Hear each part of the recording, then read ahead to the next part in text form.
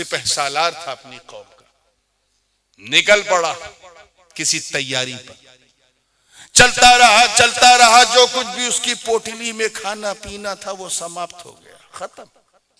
आगे बढ़ा, भूख की शिद्दत ने तड़पाया, प्यास लगी तो दरिया का पानी बगल में पी लिया, लेकिन भूख को कैसे मिटाए? आंखों के सामने नौजवान के अंधेरा आने लगा। परेशान कि मैं क्या करूं, किसकी पनाह में जाऊं। इतने में रहमत ने अंगड़ाई ली और शान देखो कि खजूरें नजर आई। नौजवान ने सोचा चलो चंद खजूरें खा के अपनी भूख मिटा लूं। जैसे ही खजूरों की तरफ बढ़ा, दिल ने कहा रुक, अल्लाह देख रहा, ये झाड़ तेरे बाप का है जो तू खाएगा। फतवा तो कहता है खा ले, मगर उस नौजवान के तकवे को सलाम, उसने नहीं खाया, हाथ नहीं लगाया, चलता रहा। रास्ते में इतना लड़खड़ाने लगा कि जैसे लगा अभी जान चली जाएगी। जान बचाना फर्ज है, मुर्दार खाना हराम है, लेकिन अगर ऐसा ही पोजीशन है कि मरी हुई चिड़िया है, भून के खा लेगा तो जान बच जाएगी, तो बस इतना खा ले कि तेरी जान बच जाए, ये नहीं कि पूरा पेट भर ले। ऐसे ही शराब पीना इस्लाम में हराम है कि नहीं? है? कभी देखोगे भी नहीं, हाथ लगाना तो बड़ी बात है। नजसुल है, इन्नमल खम्रु वल मैसिरु वल अंसाबु वल अज़लामु रिजसुम मिन अमलि शैतान। लेकिन जान बचाना फर्ज है। अगर पानी ना मिले और 1 मिनट में तू मर जाएगा बगैर पानी के, और शराब की बोतल है तो 2 घूंट पी ले ताकि तेरी जान बच जाए। ये नहीं कि पूरी बोतल गड़गड़ गड़गड़ मार दिया, ये तो फतवा है। मगर उस नौजवान के तकवे को सलाम, उसने मुर्दार चिड़िया को हाथ भी नहीं लगाया क्योंकि खुदा देख रहा। आगे बढ़ने की हिम्मत नहीं थी, सकत नहीं थी, कदमों में लड़खड़ाहट, आंखों में अंधेरा। कहां तक चले, कैसे चले? इसी बीच में रहमत खुदा को जोश आया और मेरे मौला के करम ने उसे दिखाया कि जिस दरिया के किनारे किनारे वो चल रहा था, उसी पर एक बहता हुआ लाल लाल सेब उसे नजर आया। वो लाल लाल सेब देखा, बयाबान जंगल के बीच में लाल लाल सेब तो देखते ही चेहरे पर वो सुर्खी आ गई। अल्लाह का शुक्र अदा किया, उठाया धोया, न देखा आओ न देखा ताओ, खा लिया। खाया तो जिस्म को राहत मिली, मैदे को सुकून मिला, और जैसे ही सुकून मिला वैसे ही दिमाग की बत्ती जली। जैसे दिमाग की बत्ती जली, जिस्म और अक्ल के बीच में जंग। नौजवान सकते में, अल्लाह मैंने ये क्या गजब कर दिया, किस मालिक के बाग का सेब मैंने खा लिया। अब तो ये सेब मैं खा चुका हूं, बिला इजाजत खा चुका हूं, मौला करे मुझे माफ कर दे। वो माफी मांग रहा है, तब तक उसने मन ही मन में सोचा कि उस बंदे से माफी मांगो जो इसका मालिक है। उस नौजवान के दिल में ख्याल आया कि इससे पहले कि ये सेब हजम हो जाए, हजम होकर लुथड़ा बनकर खून का कतरा बन जाए, और वो खून का एक बूंद मेरे शरीर के सारे खून को नापाक कर दे, हराम कर दे। चलो इसके मालिक का पांव पकड़ करके मैं माफी मांग लूं, मगर मालिक को ढूंढूं तो कहां ढूंढूं? फिर दिल में ख्याल आया कि जिस रुख से ये सेब बहता हुआ आया है, हो ना हो इसका मालिक भी वहीं कहीं उसका सुराग मिल जाएगा। चलो चलते। नौजवान जाना था पूरब से पश्चिम, लेकिन जा रहा है पश्चिम से पूरब। जहां से आया था उधर ही जा रहा है। चलता रहा, मीलों का सफर तय किया तो देखा कि दरिया के सतहे आब पर एक सेब का झाड़, उसकी एक शाख, एक डाली लटकी हुई है जो पानी को छुए हुए है, और उसमें 4-5 लाल लाल सेब लटके हैं। उस नौजवान के दिल में फौरन ख्याल आया, हो ना हो ये जो सेब मैंने खाया है ये इसी झाड़ का है। चलो अंदर चलते हैं, मालिक से मिलते हैं, शायद मसले का हल निकाला है। अंदर गया, कोई है कि सदा दे रहा है। थोड़ी देर के बाद एक नहीफ और नातवा शेख फानी, एक बूढ़ा इंसान हाथ में डंडा लेके बाहर निकला। उसने कहा हाँ बताओ, मैं हूं। आप इस बाग के मालिक हो? हाँ मैं ही इस बाग का मालिक हूं। उस 21 साल के कड़ियल जवान मर्दे आहन ने कहा, बाबा मुझ पे रहम खाओ, मैंने अपनी जान पे जुल्म कर दिया, मुझे माफ कर दो।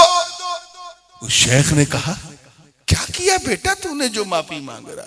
कहा, बाबा मैंने आपके बाग का एक सेब खा लिया। अब मेरे बाग का?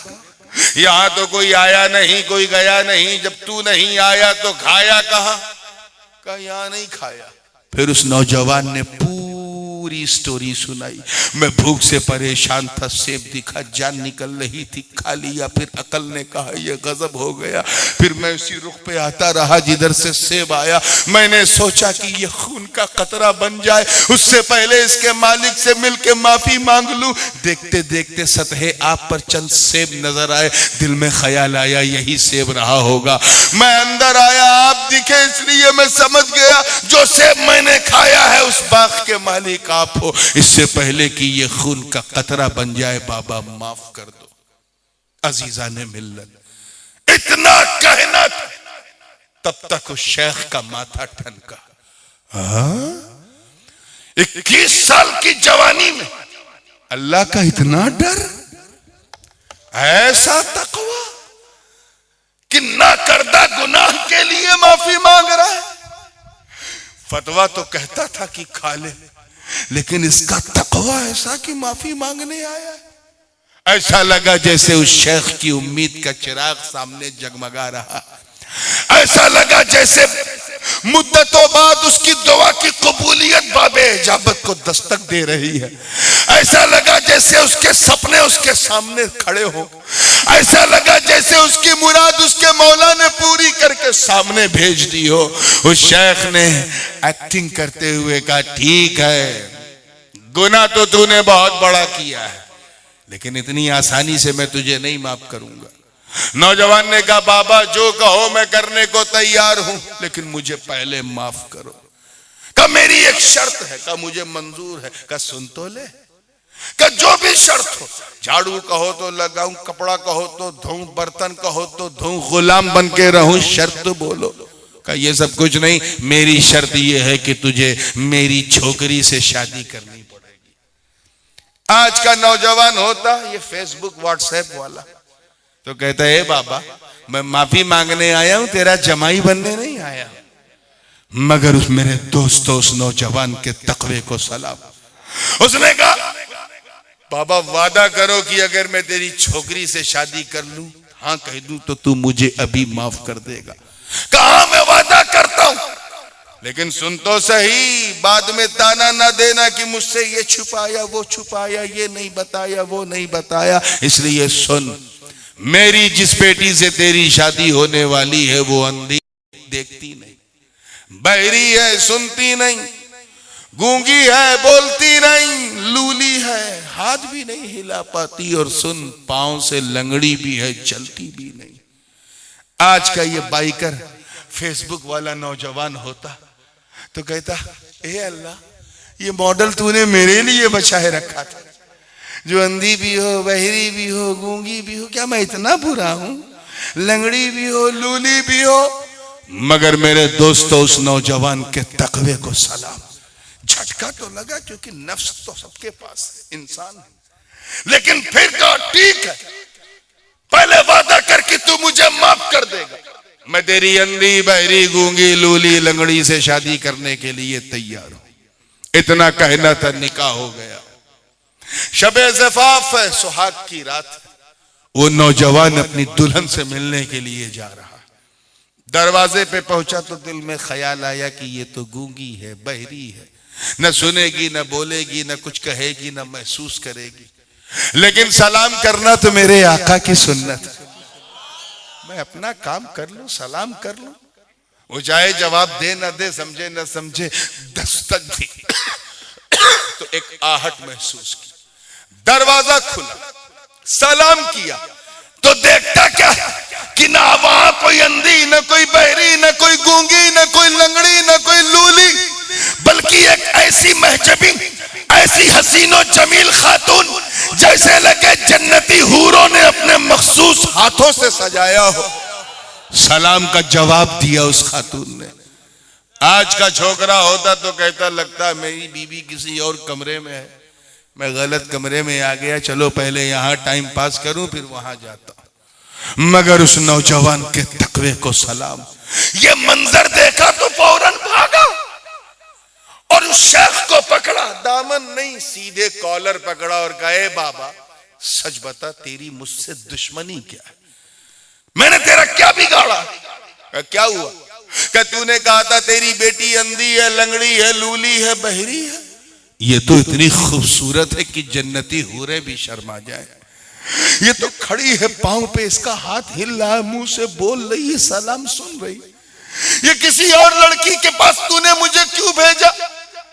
एक गुनाह किया था सेब खाकर तो लंगड़ी लूली अंधी बहरी से शादी करना पड़ा, अगर ये दूसरा गुनाह मुझसे हो जाता तो मैं तो कहीं मुंह दिखाने लायक भी न रहता।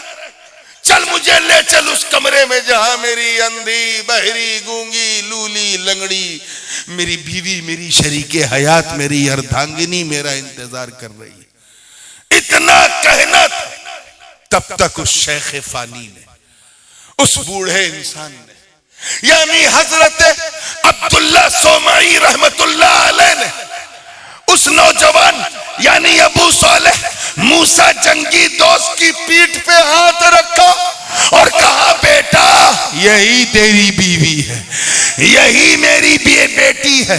मैंने देखा कि जब तू एक नाकर्दा गुनाह की तौबा के लिए इतना परेशान था तो तेरा तकवा देखकर मैं समझ गया इस बेटी के लिए तुझसे बेहतर कोई नहीं होगा। मैंने इसे अंधी इसलिए कहा क्योंकि पूरे जीवन में इसने हराम चीज देखी नहीं, इसे गूंगी इसलिए कहा क्योंकि सारे जीवन में ये हराम बात बोली नहीं, इसे बहरी इसलिए कहा क्योंकि इसने हराम चीजों को सुना नहीं, इसे मैंने लूली इसलिए कहा क्योंकि इसने हराम चीज को छुआ नहीं, और लंगड़ी इसलिए कहा क्योंकि इसका कदम कभी हराम की तरफ बढ़ा नहीं। ऐ नौजवान तेरे तकवे को सलाम, जब मैंने तेरा ऐसा तकवा देखा तो मैं समझ गया कि मेरी इस बेमिसाल बेटी के लिए तुझ जैसा बेमिसाल जमाई हो ही नहीं सकता।